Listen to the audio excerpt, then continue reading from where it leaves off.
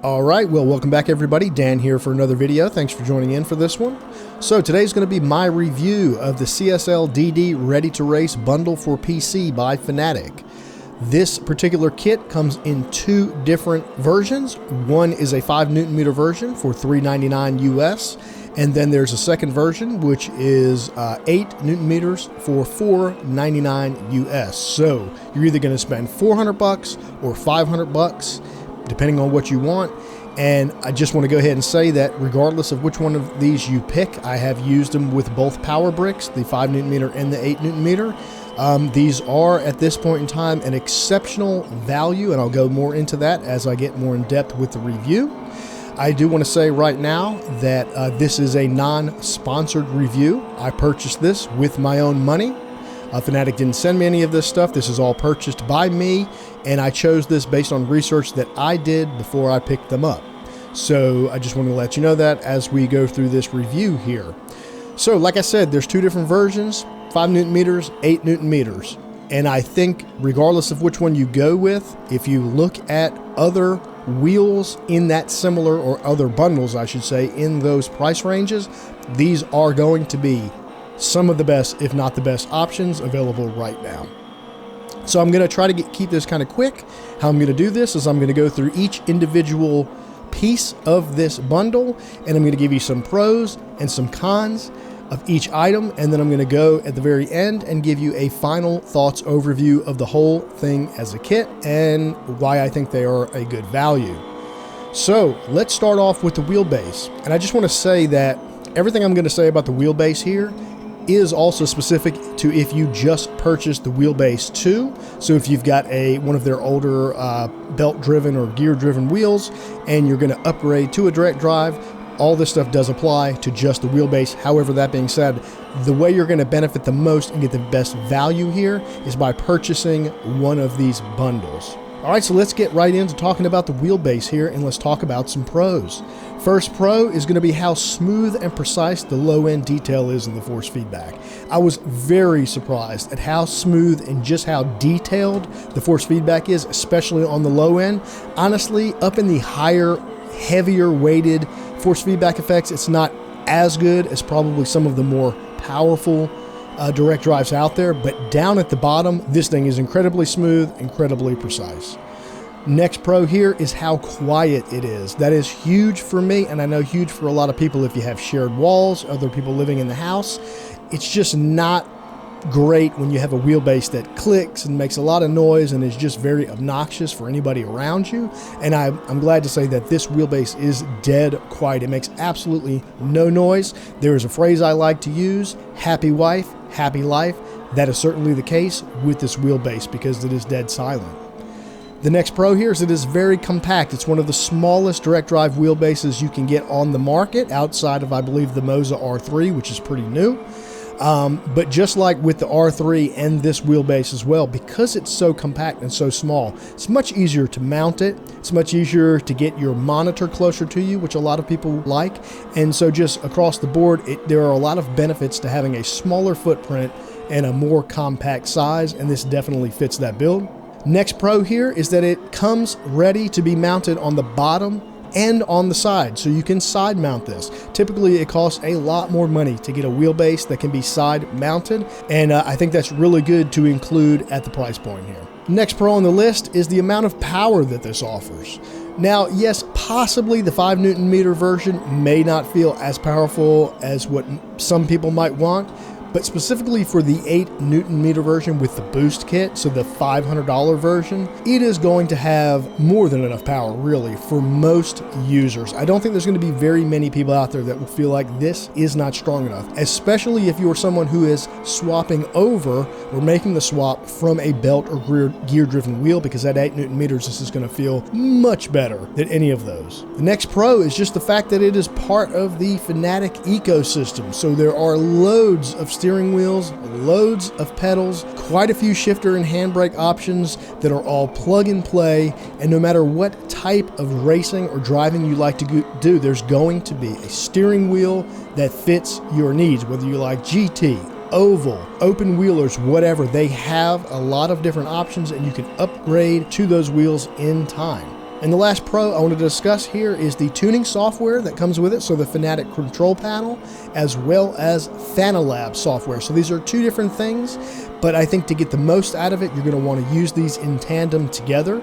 The Fanatec control panel is pretty self-explanatory. It has some options to make changes to your steering wheel, your wheelbase, your pedals. You can calibrate within the control panel. That's really no different than most any manufacturer, but it is very concise and not really confusing to use. The great thing about Fanatec is it's already got many profiles for this wheel, specifically for just about every sim you may want to play. That means that this is plug and play. You just plug it in, boot up Fanatec, tell it what game you're wanting to use. It will load that profile, and then you can click a link and it will give you also recommended settings in game. And so basically, where a lot of direct drives are a lot of setup, here with Fanatec and this wheelbase, you can basically plug it up, get in Fanatec, pick your profile, and get to racing. So that is absolutely huge in my mind. Now, let's go over to the cons here for the wheelbase. And honestly, there's only one con that I can even potentially think of, and it's going to be for a very small amount of people. But yes, I do have to say that there is probably a very small minority that may believe that the 8 Newton meters are not going to be enough power for what you want in sim racing. This is going to be people who probably primarily drive very high downforce open wheel cars, because they just naturally produce a lot more force. So you're going to get closer to clipping with the 8 Newton meters than you would with other types of cars. So if you drive those a lot, you may want to consider getting something more powerful, just because you're going to be right on that edge where there's not a lot of headroom, whereas every other vehicle that you could drive is probably going to be just fine, which is probably what the majority of people drive, or they jump back and forth between various different types of cars. And for the most part, 8 Newton meters is going to be fine. But here's the only con I can absolutely think of for this wheelbase is if you fall into that small minority that may think that 8 Newton meters is just not enough. All right, so the next thing I want to mention are some reported problems that I've heard in the past. Now, I personally haven't had these issues, but I wanted to bring them up just so that you're aware of them. I think these more so were things that happened a long time ago. They don't necessarily happen as much with the newer wheelbases, but those problems or those issues were, number one, reports of the shaft getting loose. So this is the shaft that comes out that holds the QR. What I look at that, or how I look at that, is it's kind of going to be like routine maintenance. There's a collar that holds that on. If you do not check that every now and then, and you have the force feedback up very high, there is a potential for that collar to get loose, allowing the shaft to get loose, or in some cases come all the way out while you're racing, which is not a good scenario. So just like you check the oil on your car, check your fluids, check your tires, on your wheelbase, you're going to want to just keep on that. Make sure that stays tight. The other thing that I've heard, again, mostly in the past, is about the sockets that things plug into in the back. So that's the power connector, how you plug in the pedals, shifters, handbrakes, things like that. They can all be plugged into a small port on the back bottom of the wheelbase. I have heard that those get loose and have some issues. Again, I personally haven't had that problem. I've read that that is something they have addressed with the newer models, so you probably won't have that issue now, but just keep these things in mind because they are things that were reported in the past. All right, moving on to the CSL Steering Wheel P1 V2. That's what Fanatec has it listed as on their website. Now, I'm going to call this the CSL Steering Wheel for short, and we're going to get into the pros and the cons. So the pros here is that this steering wheel is a really good balance of size and weight, especially for a starter steering wheel. So it comes in at 300 millimeters, and it comes in at 1,220 grams total weight. What that means is that it's big enough that it doesn't feel big and heavy enough that it doesn't feel like a toy, but it's light enough that it's not going to cause unneeded damping.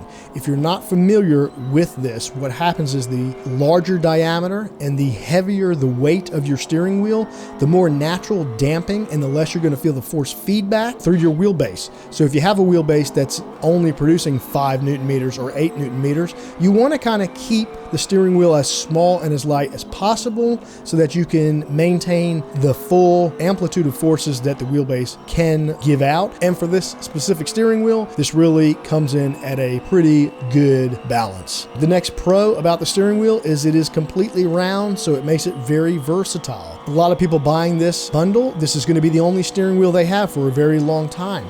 And so it needs to be able to work with all of the many different types of vehicles you may drive, from open wheelers to road cars to GT cars to drift cars. Having a completely round steering wheel at a decent size is going to work for everything until you can afford or until you're ready to upgrade to various new steering wheels. Next thing I've got in the pros list here is the shifters themselves on the back of the wheel. I was actually surprised at how good they feel. They're not going to be as snappy as something like a magnetic shifter, but it's not far off. The other pro to that is that they're not that loud. They have a nice click, but they're not obnoxiously loud like some of the magnetic shifters are. Next thing on the pro list is that it's got an adequate amount of front buttons. There's not a ton of them, but there is enough to map what you need. The button click themselves on the face of the steering wheel feel very similar to like something off of an Xbox or a PlayStation controller, so it's to be expected. I feel like it's right in line with the price point of the package. Another pro here is you can tune your force feedback settings directly from the steering wheel itself using the built-in tuning software and digital screen on the top of the steering wheel. What that means is that you do not have to back out of your game to make settings in the control panel while you're driving live, which means no pause, no brakes in your gaming, which is huge. And the last thing I'd say is about the outer edge of the steering wheel itself. I also have a con to say about this, but the pro is that it's very sticky, or grippy is a better word, so you don't have to use gloves and you can really get a good handle of it. If you're not familiar with direct drives, they have the capability of spinning very quickly, so when you're catching slides, they don't need to be slippery so that you can catch those slides at the right time and start counter steering in the other direction. And I'm pleased to say that the steering wheel, while it's not a great material itself, it is very good for stuff like that because it is very grippy. With that said, that's going to move us over to the cons. So the first con that some people may see is that the wheel center is completely made out of plastic here. There's no metal, it's all plastic. And what that causes is it is a little bit noisy, and there is some flex in the steering wheel itself, and that's just due to the nature that it's made out of plastic.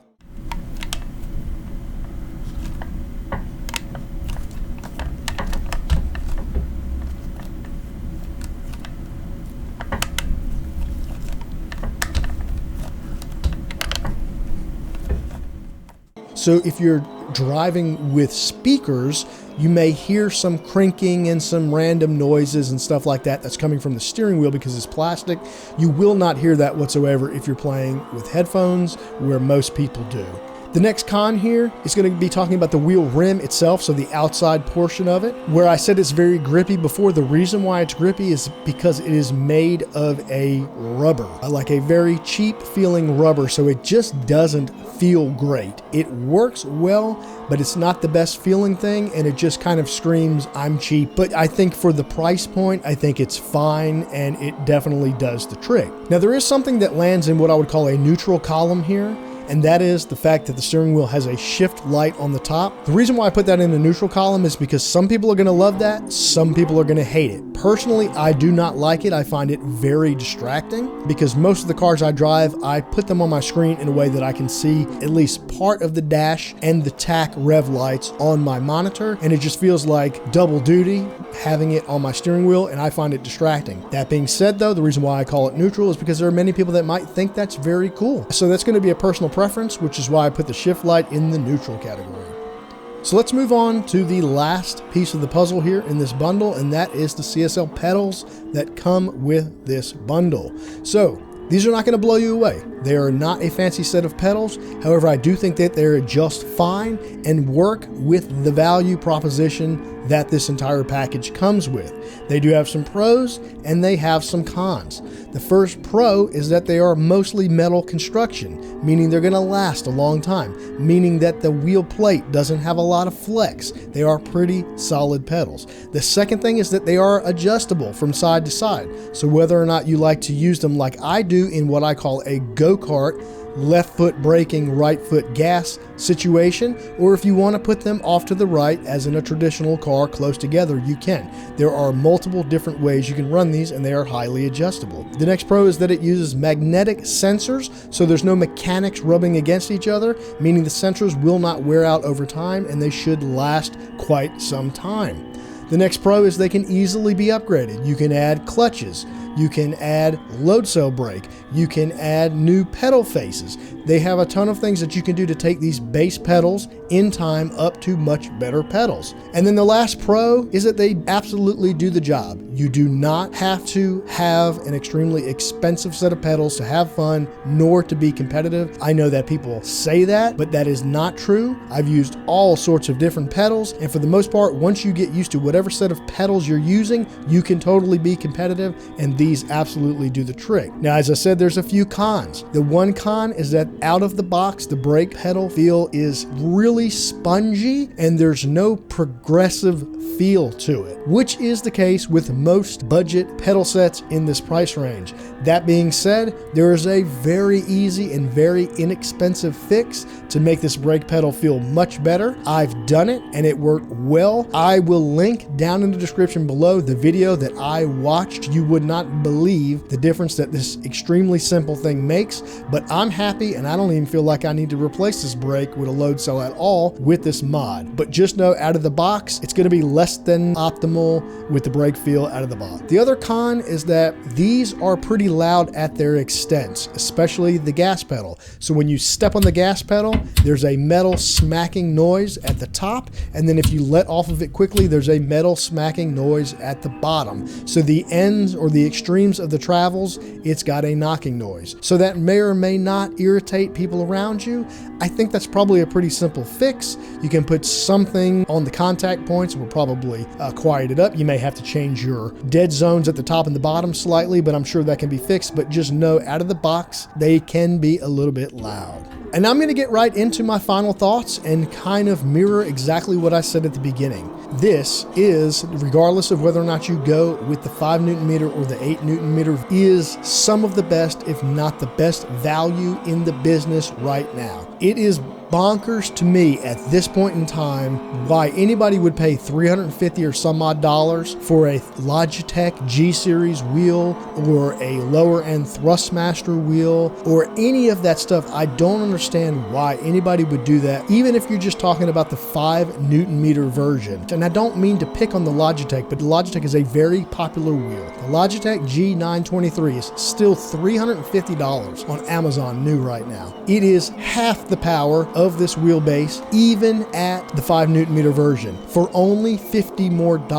It is a million times smoother, a million times quieter, twice more powerful, and even much more than that if you go with the 8 Newton meter version. I just can't see why at this point anybody would spend on these suboptimal wheels. It's not that they're bad wheels, it just doesn't make sense to purchase something like that when you can get this deal. And I know that Fanatec has 2 new wheelbases coming out, one with 12 Newton meters, one with 15 Newton meters, and they will be stronger than this, but the wheelbase of the 12 Newton meter itself is around $500. That is the price of this entire bundle, and the one that is, I believe, 15 Newton meters is $1,000 just for the wheelbase. So yes, they are going to be similar with more power, but you're just not going to get this same value. Again, I can't say this enough. If you're looking for a value entry or upgrade in sim racing, look no further than this. I have not had any personal use with Moza, but trust me when I say I did a ton of